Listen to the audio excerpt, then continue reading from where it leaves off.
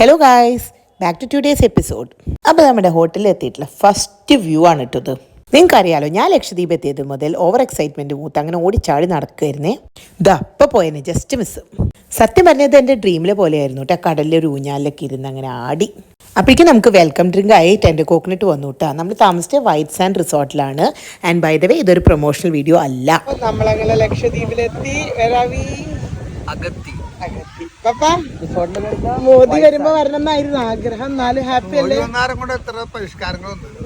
അമ്മേ? ലക്ഷദ്വീപ് 2-3 വട്ടമായില്ലേ വരുന്നു? ഞാൻ 6 തവണയോ? മമ്മി ആദ്യമായിട്ടല്ലേ? ഇഷ്ടായോ? Did you like it? റിസോർട്ടിന് മുന്നിലുള്ള വ്യൂ ഒക്കെ ആസ്വദിച്ച് റൂമിലൊന്ന് കയറി പോലും നോക്കാതെ ഞങ്ങളിങ്ങനെ പലതരം ഊഞ്ഞാലുകളിൽ ആടി ആടി ആർമാദിക്കുകയായിരുന്നു ഗൈസ്. പിന്നെ ഈ വീഡിയോ കാണുമ്പോൾ നിങ്ങൾക്കും ചിലപ്പോൾ തോന്നുന്നുണ്ടാവും എനിക്ക് മാത്രമല്ല എൻ്റെ കെട്ടിയോനും ഏകദേശം പ്രാന്തായിട്ടുണ്ടെന്ന്. ആണ്, അത്രയ്ക്ക് എക്സൈറ്റഡ് ആയിരുന്നു കേട്ടോ ഞങ്ങളെല്ലാവരും. ടർക്കോയ്സ് ബ്ലൂ എന്നൊക്കെ പറഞ്ഞത് ഇതാട്ടോ സാധനം.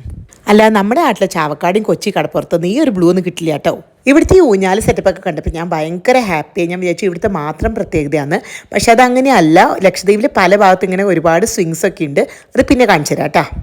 ഈ കാണുന്ന ഏരിയയിലാണ് കേട്ടോ നമ്മുടെ ലഞ്ചും ബ്രേക്ക്ഫാസ്റ്റൊക്കെ സെർവ് ചെയ്യുന്നത്. പിന്നെ ഇത് നമ്മുടെ റൂമിൻ്റെ ബാൽക്കണിയിൽ നിന്നുള്ള വ്യൂ ആണ് കേട്ടോ. പൊളിയല്ലേ? പിന്നെ ഗൈസ്, അപ്പോഴത്തെ ഒരു എക്സൈറ്റ്മെൻറ്റിൽ ഞാൻ റൂമിൻ്റെ ഉള്ളിലെ വീഡിയോസൊക്കെ എടുക്കാൻ മറന്നു പോയിട്ടോ. ഹോട്ടലിൽ തന്നെ നമുക്ക് ലഞ്ച് അറേഞ്ച് ചെയ്തിട്ടുണ്ടായിരുന്നു. നമ്മൾ ലോക്കൽ ലക്ഷദ്വീപ് ഫുഡാണ് പറഞ്ഞിട്ടുണ്ടായിരുന്നത്. അപ്പോൾ ചോറ്, കറി, ടൂണ ഫ്രൈ അങ്ങനെയൊക്കെ ആയിരുന്നു. ആ വീഡിയോ എൻ്റെ ഡിലീറ്റ് ആയി പോയി നൈസായിട്ട്. ബൈ ഞാൻ പറയാൻ ഉദ്ദേശിച്ചത് എന്താണെന്ന് വെച്ച് കഴിഞ്ഞാൽ ലക്ഷദ്വീപിൽ അങ്ങനെ റെസ്റ്റോറൻറ്റ്സ്, കഫേസ് അല്ലെങ്കിൽ പുറത്ത് പോയി കഴിക്കാനുള്ള ഓപ്ഷൻസൊക്കെ ഭയങ്കര ലിമിറ്റഡോ അല്ലെങ്കിൽ ഇല്ലയെന്ന് തന്നെ പറയാം. സോ നമുക്ക് മിക്കപ്പോഴും നമ്മുടെ ഫുഡ് റിസോർട്ടിൽ നിന്നായിരിക്കും അറേഞ്ച് ചെയ്യുന്നത്.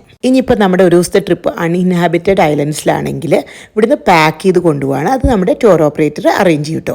ഗൈസ്, നിങ്ങൾക്ക് ഓർമ്മയുണ്ടോയെന്ന് എനിക്കറിയില്ല. നമ്മളിപ്പോഴും ഡേ 1 തന്നെയാണ് കേട്ടോ. സോ ഡേ 1 ബാക്കി കലാപരിപാടികൾ അടുത്ത എപ്പിസോഡ്, അതായത് എപ്പിസോഡ് 3 കാണാം. Stay tune. ബൈ.